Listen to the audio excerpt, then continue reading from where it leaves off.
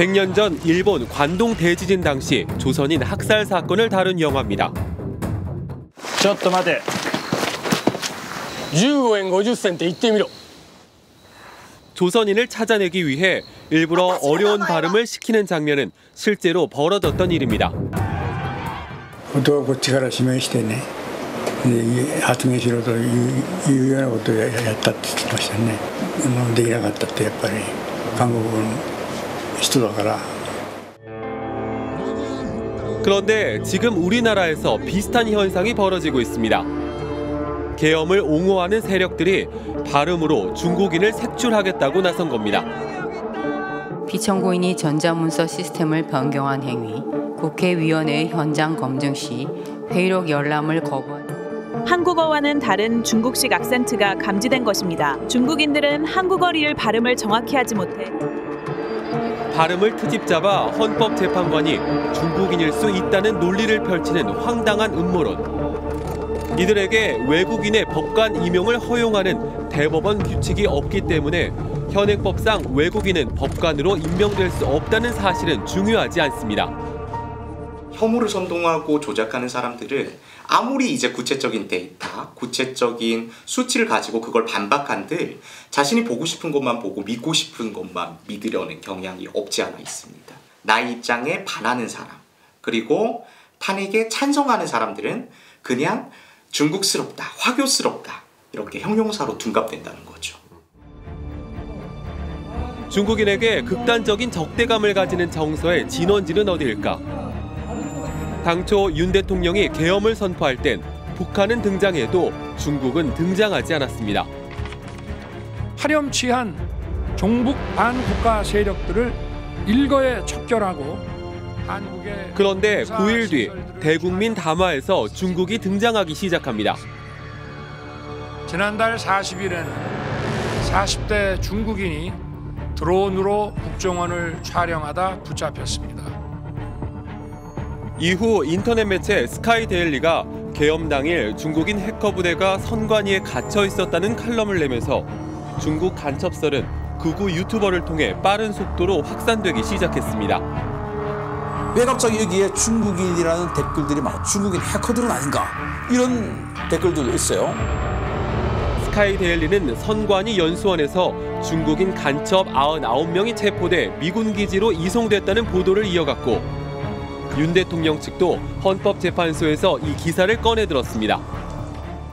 연수원에 있던 중국인들 90명이 오키나와 미군 부대 시설 내에 가서 조사를 받았고 부정선거에 대해서 다 자백을 했다는 그런 뉴스가 나왔습니다. 하지만 이 허위 정보를 제공한 사람은 캡틴 아메리카 복장을 하고 윤 대통령 지지 집회에 출몰한 안병희 씨인 것으로 드러났습니다. 소스가 없나요 혹시? 그 미정글에 많이 올라오잖아요. 어디요? 미국 정치 갤러리 DC에 일베 활동하다가 일베에서 밴당해가지고 지금 거기서 활동하는데 그 지금 인텔이 거기서 제 휴미트들이 거기다 인텔 올리고 있어요. 그래서 제가 확인하면 글 지우고 이런 식으로 해서 소통하고 있어요. 그래서 안 씨는 중국 대사관 진입을 시도했다가 결국 구속됐습니다. 되게 수상해. 그래요? 말도 좀 어눌한 것 같아. 한국분 아닌 것 같아. 나 이거 패도 되죠? 아이. 짧게니까. 국방부도 선관위도 미군도 모두 이 기사가 거짓이라고 밝혔지만 가짜뉴스는 윤 대통령 지지 진영에서는 사실로 굳어졌습니다. 이 국제적인 부정선거에 개입한 나라가 중국과 그리고 한국입니다. 중앙선관위에는 나라를 부정시키고 중국인들을 고용하고 있냐, 선거 전산 시스템이 해킹됐다, 표를 짜깁기 한 거다라는 민원인들의 전화가 폭주하고 있습니다. 어디서 혹시 그런 얘기를 들으셨느냐, 어떤 관련 근거가 뭐냐고 이제 저희들이 여쭤보면 네. 유튜버를 보통 얘기하시거든요. 네. 특정 유튜버, 유튜브 그 얘기를 하시면서 거기에서 봤다. 네. 저희가 객관적으로 설명을 드리고 어떤 근거를 들어서 설명을 드린다 하더라도 좀 받아들이실 생각이 없다 보니까 좀 소통이 안 되시더라고요. 그러면서 이들에게 중국은 한국 정치를 조종하는 막강한 배후 세력으로 올라섰습니다. 윤 대통령에게 불리한 판단을 내릴 것 같은 사람은 모조리 중국인 취급을 받았습니다. 어디 갔어? 어디 왔냐고?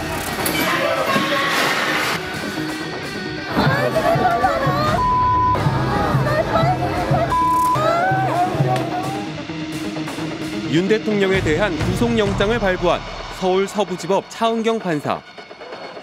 차이나타운이 있는 인천이 고향이라는 이유로 중국인으로 몰렸습니다. 이름도 공격의 근거가 됐습니다. 내란 사건 재판을 맡고 있는 서울중앙지법 지규현 판사에 대해서도 이름이 특이하다며 화교 출신이라는 가짜뉴스가 퍼졌습니다. 이 화교 출신이 대통령을 재판을 해? 참지를 못하는 거죠. 이건 도저히 받아들일 수 없다. 만약에 화교 출신이라면 과연 공정한 재판을 해줄까? 그런 의심을 하는 이유는 지금 뭐 여러 곳에서 나오는 이런저런 얘기. 그러다 지판사가 윤 대통령에 대한 구속 취소를 결정하자 태도가 돌변했습니다. 제가 외치면 따라하십시오. 지기현 판사 만세! 지기현 판사 만세! 만세! 내가 지금 하는 행동에 있어서 약간이라도 조금 반대 의견을 보이면 중국말 해봐, 뭐 해봐, 한국말 해봐 이런 식으로 하면 그런 천박한 어떤 접근이 어딨어요.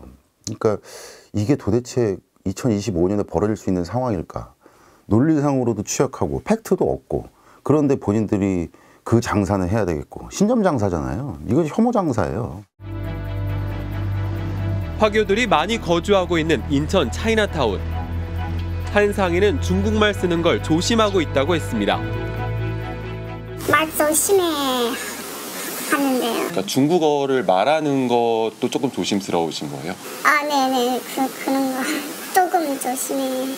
밖에서 말하면은 큰 소리 좀 나왔는데 그 말이 들어 후에 그 말, 이렇게 조심해.